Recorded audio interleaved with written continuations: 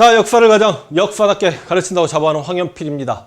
추석 특집 2탄, 굉장히 민감한 주제, 조국과 윤석열 두 사람은 지금 달리는 호랑이 등에 올라타 있습니다. 떨어지는 사람은 끝장납니다.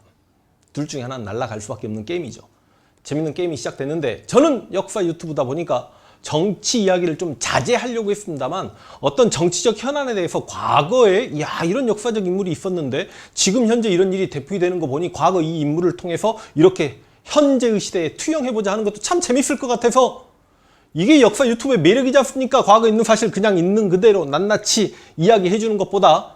그래서 한번 이게 잘 정리가 될까 싶은데, 이 조광조라는 인물 제가 한번 다뤄볼 수 있도록 하겠습니다. 그래서 조국과 윤석열 과연 누가 조광조로 기억이 될 것인지 굉장히 할까 말까 망설였습니다.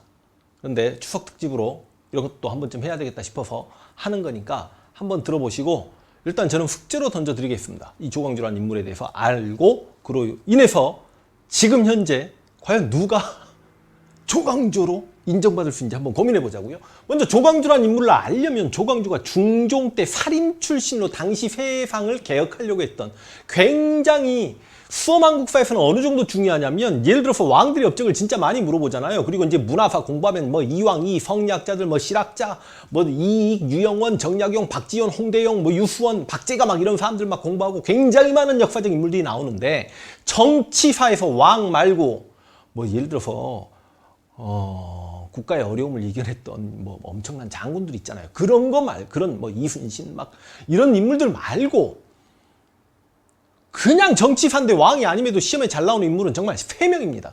그게 한 명이 정도전이고, 그 다음 조광조고, 흥선 대원군이죠. 그러니까 어떤 사람이 정치 권력을 장악하고 세상을, 당시 시대를 바꿔나가기에 이렇게까지 많은 개혁 작업을 했을까라고 이야기할 만한 사람 중에 한 명이 조광조인데, 중종 때 인물이라고 했습니다. 중종 때 당시 훈구 권력자들이 권력을 잡고 있으니까, 이거 이야기가 좀 길어질 수 있겠습니다. 한번 해볼까요? 여러분, 기본적으로 훈구와 살인에 대한 개념부터 좀 잡고 가셔야 되는데, 이 훈구는 여러분 그러니까 고려 말에 혁명파 사대부라고 들어보셨죠?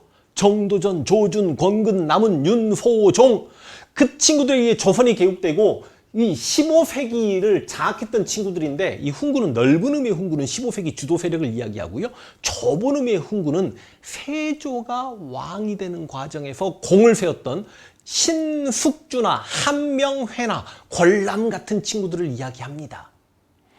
그리고 이제 살림이라는 것들은 고려 말에 조선 건국을 반대했던 온건파 사대부, 이색, 이승인, 정몽주, 그들은 거의 대부분 죽죠. 귀양을 가죠. 그런데 귀양 갔던 이제 길제에 의해 학통이 계승된 친구들인데, 조선왕조 개국을 반대하고 두문동에 들어가서 나오지 않았습니다. 그래서 두문불출란 말 들어보셨죠? 그 두문불출했던 친구들이 15세기 말 성종 때, 그러니까 15세기가 조선 초기예요. 여러분, 유명한 왕이었던 태종이나 세종이나 세조나 성종이 있었던 시기입니다. 근데 성종 때 삼사지가 아파트에서 이야기했습니다만, 사관원, 사헌부, 홍문관직을 통해서 중앙정계에 진출해가지고 16세기부터는 약간 좀 살림의 시대라고 볼 수 있습니다. 물론 16세기에도 훈구의 힘이 더 셌기 때문에 훈구와 살림의 대립이 계속 되고 있었고, 그래서 16세기는 일반적으로 훈구에 의해 살림들이 많이 죽어나간다. 그래서 일반적으로 우리가 16세기는 빨간색을 써줄까요? 살림들이 많은 화를 입었던 화의 시대라고 이야기하죠. 그러니까 뭐 훈구는 뭐 주례를 중시하고, 살림은 주자 아래를 중시하고, 훈구는 사장, 한문학, 그다음에 여기는 경학, 여기는 관학파, 여기는 사학파, 여기는 중앙집권강화, 여기는 향춘자치, 향약과 유양수, 이딴 거 아무 필요 없죠. 지금 우리가 이 재밌는 유튜브에서는 시험 공부할 때는 졸라게 중요합니다. 하는 것 같은 거 할 때도 그렇고요. 뭐 수능에서도 그랬고요. 공무원 시험도 그렇고요. 근데 이제 우리가 좀 알아야 될 건, 저는요 오히려 15세기 훈구파를 더 좋아합니다. 왜냐면 이 15세기 훈구파들은요 성리학의 사상을 포용합니다. 그래서 이 훈구파가 집권했을 때는요, 과학기술 문화가 발달해 성리학 이외의 학문들이 발달하다 보니까, 그래서 과학기술 문화가 발달하고 부국강병했고, 그래서 세종 때 장영실과 함께 엄청나게 많은 과학기구들이 만들어지고, 농서, 의서, 역법서 등등이 만들어지면서 부국강병했던 겁니다. 근데요, 이 살인들은요 위정척사라고 합니다. 정도를 지키고 사간걸 배척한다. 정도는 오로지 성리학이죠. 사간건 뭐야? 성리학의 모든 학문, 종교, 사상은 다 사학하다고 하는 거예요. 하나씩 지어갈게요. 필요 없어 이거. 다 사악하다고 하는 겁니다. 그러다 보니까 16세기 살인들이 중앙정계에 진출하면서부터 이상하게 성리학만을 중시하고 과학기술 문화를 침체시켜버리니까 그래서 이때부터 조선이 마탱이 가기 시작하는 거예요. 근데 이 15세기 훈구파들은 여러분 기본적으로 다 사대부들이잖아. 성리학 공부하는 사람들이잖아. 성리학자 가치관에 매몰돼 있는데 그럼 성리학자들은 우리 최초의 국가 고조선도 기자가 만들었다라고 하는데 이 훈구파들은 야 그래도 당군도 좀 인정하자. 강화도 만이산에서 참성단에서 당군에 대한 초제도 좀 지내자. 그래서 당군도 존중해요. 그래서 이 훈구파들은 좀 자주적입니다. 그런데 이 16세기부터 지방사회에서 점점점 중앙정계로 진출했던 살인들은 완전히 성리학에 매몰돼가지고 존화주의, 중국만을 숭상합니다. 중국 중심의 세계관에서 헤어나오지 못해요. 근데 미리 이제 조선의 역사를 이야기하자면 이들이 16세기 말 선조 때 완전히 정치 권력을 잡습니다. 그리고 자신들 내부의 이제 분화, 이게 바로 붕당이죠. 17세기는 붕당 중에 서인과 남인이 광해군 이후에 주로 대립하다가 서인들이 권력을 잡아가고 서인이 경신황국이라는 사건인데 노론과 서론으로 쪼개지면서 18세기는 거의 노론이 권력을 장악해가고 19세기는 노론의 일부 가문이 튀어나와요. 그게 안동김 씨야, 풍양조 씨, 세도정치기야. 그러니까 내가 하고 싶은 이야기는 16세기, 15세기 말에 살인들이 중앙정계에 진출하기 시작했고 16세기부터 조선을 많이 바꿔가기 시작하는데 17, 18, 19세기 결과적으로 다 살인의 세상이야. 그래서 조선은 가면 갈수록 그래서 저는 훈구를 오히려 좋아합니다. 그런데 이제 16세기에만큼은 기존에 100년 이상 권력을 잡고 있는 이 훈구파들이 특히 세조가 공을 세우는 과정에서 뭐 한 명의 압구정동 여러분 압구정이라는 정잘 짓고 한 명이가 술 마셔서 압구정동이 됐다는 거 알고 계시죠? 한 명이가 살았으면 지금 삼성만큼 부자일 수도 있습니다. 압구정동 땅이다. 한 명의 땅이었다고. 훈구파들이 대농장을 소유하고 정치 권력을 장악하고 있으니까 살인들이 이들을 막 그런 걸 비판해요. 자, 근데 중종이라는 왕이 어떤 왕인가 생각해봐. 연산군이 말도 안 되게 진짜 연산군 이야기는 하면 다 19금이겠죠? 폐악질로 날라가고 난 다음에 중종 반정으로 왕이 됐습니다. 근데 실제로 중종 반정 당시에 그 어느 편도 가담하지 않고 무서워서 문장을 놓고 누가 이기는지 어떻게 하고 있다가 막상 연산군이 폐위되고 중종이 왕이 되니까 중종만세, 중종만세. 우와, 나는 중종이 왕이 되기 위해서 나는 칼을 들었던 사람이야 라고 하면서 공신록에 이름을 올려놓고 있었던 그 사람들을 우리가 그러니까 다 훈구예요. 그런 중종 때 누가 지금의 검찰총장, 사헌부의 대사원이 누구였어? 조광조였습니다. 그리고 조광조는 사관원과 홍문관의 3사 관리들의 지지를 받으면서 정승판서 다 해먹고 있는 훈구 관리들을 쳐내려가기 시작하는데 이 조광조 업적을 하나하나 이야기하자면 그 말씀드렸죠. 지금 제 친구가 촬영하고 있는데 친구가 옛날 우리 실장님 했던 친구인데 이렇게 편집을 못해요. 그래서 제가 지금 다 써야 됩니다. 조광조 업적은 진짜 어마어마하게 시험에 잘 나옵니다. 예를 들어서 살인 세력을 키우기 위해서 지방에 있는 살인들을 혈량과라는 걸로 추천해가지고 다 모여들게 하고요. 살인이다 보니까 원래 살인이 주자가 이야기한 집안의 예법과 소학 이런 걸 굉장히 중시하고요. 살인은 향춘자치 강조하니까 향약을 전국에 보급하려고 하고요. 살인이다 보니까 위정척사적 사상을 가지고 있으니까 승과 이런 거 받아들일 수가 없죠. 그리고 당군에 대한 초제 지내는 도교행사 주관하는 막 소격서 이런 거 전부 다 작살냅니다. 혹시 조광조 업적으로 가장 시험에 잘 나오는 게 수미법이죠. 대동법으로 가기 직전에. 이것도 살인이니까 당시 중앙에 있는 훈구 관리와 지방의 사또들 간에 이렇게 약간의 이렇게 돈이 오가는 정치 뇌물이 오가는 그런 문제 해결하자고 수미법이라고 하는 건데 중요한 건 이 조광조 업적을 이제 일반인들이 공부할 필요는 없겠습니다만 진짜 엄청난 업적이죠. 이 조광조 업적 중에 진짜 마지막 살인이니까 뭘 하자고 해요? 위훈 삭제를 하자고 합니다. 이게 뭔데요?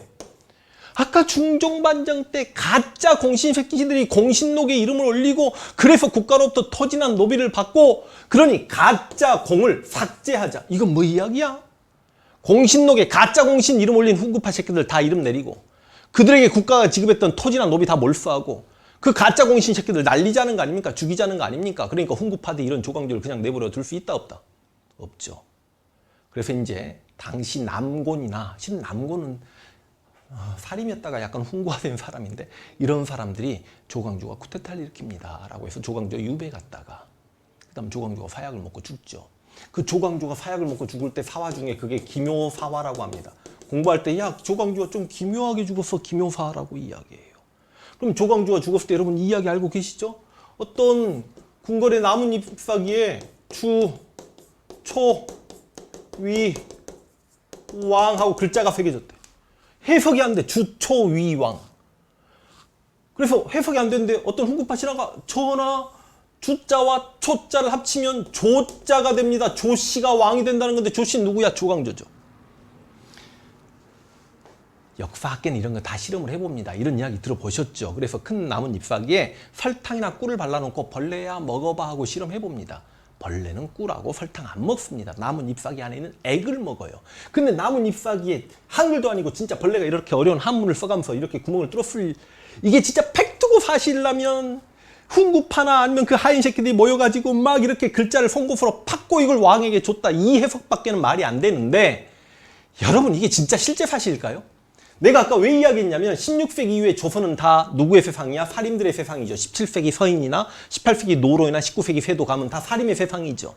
그러면 그 17, 18, 19세기에 살인들 입장에서는 자신들의 조상격 살인이었던 조광조가 16세기에 훈구파와 싸우면서 엄청나게 많은 개혁 작업을 해나가다가 크게 잘못한 것도 없이 죽음을 당했던 게 너무너무 억울하니까 이렇게 말도 안 되게 죽었다라고 해서 이렇게 주초유양이라는 표현이 이렇게 만들어진 것이지 않을까요? 실제로 이렇게 추측을 합니다. 자, 그 조광조가 바로 대사원의 사헌부의 대사원 검찰총장으로서 훈구 관료들과 싸우면서 이렇게 조선을 개혁시키려고 했던, 물론 제가 생각할 때 조선 전체 역사를 놓고 보면 조광조의 개혁이 조선사에 끼친 영향은 미비하고 크게 도움된 것도 없습니다. 우리 역사에. 근데 당신이 이걸 시대적 사명이라고 생각했을 수 있겠죠. 그런데 조광조가 사헌부의 대사원 검찰총장인데 지금 현재 대한민국의 검찰총장은 윤석열입니다. 그리고 조국은요, 법무부 장관이죠. 조선시대 같으면 형조판서입니다. 조선시대에 의금부가 사법기능을 가지고 있었고요. 아, 이런 거 재미없겠다. 형조가 사법기능을 가지고 있었고 그 다음 사헌부가 사법적 기능을 가지고 있었는데 여기 짱이 의금부는 판사라고 이야기하고요. 형조는 당연히 형조판서가 되겠네. 그리고 사헌부는 이제 대사헌이에요. 그러면 이제 이 의금부, 예를 들어서 이렇게 생각하시면 되죠. 이건 지금의 공수처라고 생각하시면 되고 이건 법무부라고 생각하시면 되고 이건 검찰청이라고 생각하시면 되고, 이제 뭐 공수처 처장인가 뭔가는 뭐 이렇게 추천위원회로 이렇게 선출한다라고 하는데 여기가 종일품이었고요. 여기가 정이품이고요. 여기가 종이품이에요. 그러니까 지금 현재 여기가 누구야? 여기가 노란색은 이제 여기가 조국이야. 여기가 윤석열이야. 그럼 이 윤석열은 조광조랑 지금 직책이 같습니다. 그럼 윤석열이 어찌 보면 지금 청와대에 항명했죠. 이거 유사 이래 그 이 정도 항명은 최초이지 않습니까?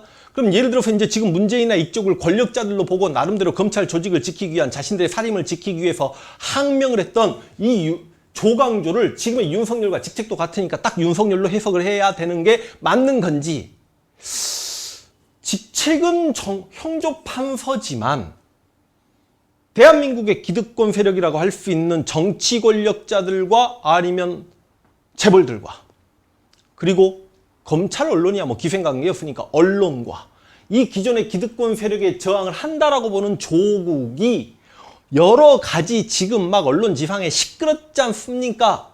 근데 이거 100%다 나는 언급하고 싶진 않지만 이래저래 해서 조국이 날아갈 수도 있는 거죠. 여러분 실제로 뭐 모르겠어요. 누가 날아갈 것 같습니까? 여러분은 조국이 날아갈 것 같습니까? 윤석열이 날아갈 것 같습니까? 어찌 보면 법무부 장관 하고 있는 조국이 날아갈 수도 있는 거고, 아니면 윤석열이 먼저, 또 모르겠습니다 진짜.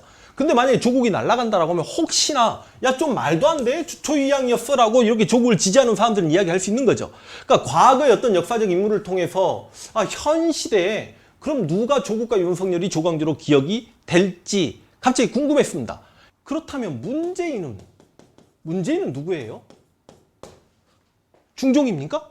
조광조를 손을 잡고 훈구 세력을 견제해 나갔던, 쉽게 이야기해서 문재인이 조국과 함께 검찰개혁을 해나가면서 기득권 세력을 견제해 나가는. 그런데 만약에 진짜로 조국이 날아가게 되면 이걸 일종의 기묘사하고 조국이 주초위양 다 했다는 소리를 진보들에겐 들을 수 있는 거겠고, 그런데 훗날 시대가 누가 기록하냐에 따라서 누가 권력을 잡고 있냐에 따라서 지금의 기득권을 문재인과 조국으로도 바라볼 수 있는 거고, 보수들 입장에서 문재인 조국이 미우면 윤석열이 그에 맞서 싸우는 조광조로 기억될 수 있고, 만약에 윤석열이 날아간다면, 그래서 만약에 검찰의 많은 검사들이 날아간다면 이걸 기묘사로 기록할 수도 있지 않겠냐, 기묘사로 기억을 하지 않겠냐라는 생각을 해보면서 추석날 가족들끼리 어차피 윤석열이나 조국 둘 중에 한 명은 지금 죽는 게임을 하고 있기 때문에 누가 조광조로 기억될 건지 여러분께서 한번 토론해 보시고요. 저는 추석에 감히 숙제 하나 남겨드리면서 이렇게 조국, 윤석열 누가 조국으로 기억될 것인가를 마칠 수 있도록 하겠습니다.